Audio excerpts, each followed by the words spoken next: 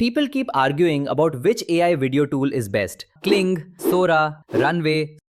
I didn't use any of them, and I still made this.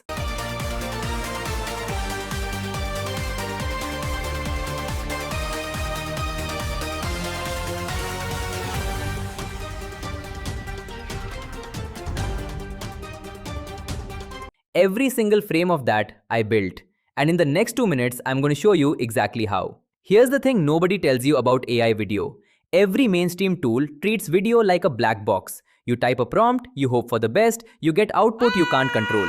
The motion looks wrong, the physics is off, and the moment it breaks, you can't fix it. My approach is completely different. Instead of generating video directly, I generate individual frames. I control exactly what each frame looks like, how the motion flows between them, and how the whole thing feels at the end.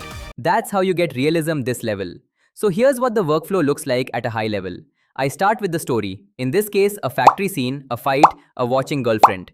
The whole visual concept came first. Then I translated that idea into a sequence of keyframes, each one generated with full control over lighting, pose, and composition. Once I had all my frames, I converted them into short video clips, smooth with natural motion between each one. Then I brought everything into my video editor, trimmed, matched the timing, and that 10-second scene was done.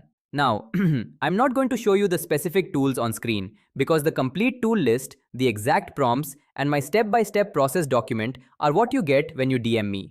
But I will tell you this, nothing in this stack costs more than what you're already spending.